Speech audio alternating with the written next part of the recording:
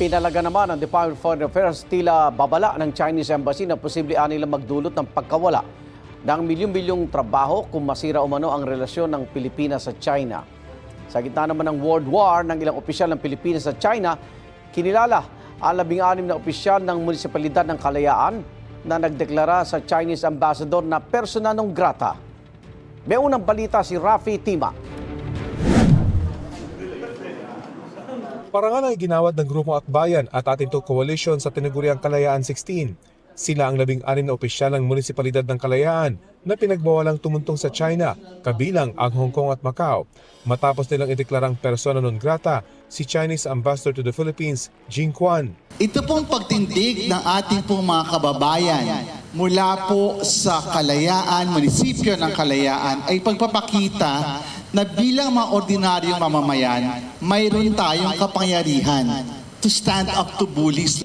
Ang Vice Mayor ng Kalayaan na tumanggap sa parangal, umaasang sa halip na maghati, mapag-isa sana ng West Philippine Sea issue ang mga Pilipino. Ang parangal po na ito, higit po sa 16, sa 16, ay parangal po para po sa atin pong bayan, sa atin pong mga magigiting na mamamayan.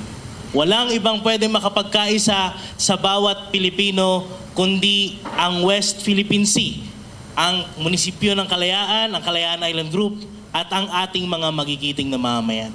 Sa susunod na civilian mission ng atin ito sa Kalayaan, isa raw sa kanilang isusulong ang pagsuporta sa lokal na pamahalaan ng Kalayaan Municipality.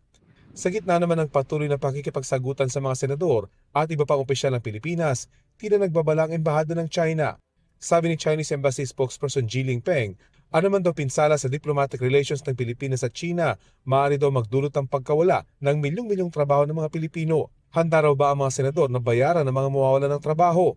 Ang pahayag na ito pinalaga ng Department of Foreign Affairs. Tila daw kasi nagagamit ang economic cooperation ng dalawang bansa para maging leverage o ganti sa issue. Ito'y kahit ayon sa Stratbase, walang basihan ang pahayag ng China dahil limitado nila ang kontribusyon ng China sa investment inflow sa bansa. 3.76% o mahigit 10 billion pesos lang daw ang investment pledge ng China kumpara sa 272 billion pesos na investment pledge na natanggap ng Pilipinas noong nakaraang taon. Sa isang bagong pahayag, sinabi ng tagapagsalita ng Chinese Embassy na tinututulan lang nila ang pamabastos nila laban sa kanilang bansa sabay giit na tumulong sana ang DFA para rendahan ang ilang individual sa bansa laban sa pagsasalita ng masama kontra China. Ilang linggo nang tinutuligsa ng Chinese Embassy si Coast Guard spokesperson Commodore J. Tariela dahil sa anilay pambabastos nito kay Chinese President Xi Jinping matapos itong gamitin ng isang karikature ng Chinese leader. Tugon ni Tariela sa patuloy na pagtuligsa sa kanya ng Chinese Embassy. That means probably I'm effective, right? Because they are zeroing on me being silenced, I guess. Ayon kay Commodore Tariela, susuporta nila ang bagong civilian-led initiative ng Atinito Coalition. Paniwala ng tagapagsalita ng Coast Guard, isa sa kinakatakot ng China ang pagdami ng mga civilian-led initiative para patuloy na pag-usapan ang West Philippine issue. Ito ang unang balita. Rafi Tima para sa GMA Integrated News.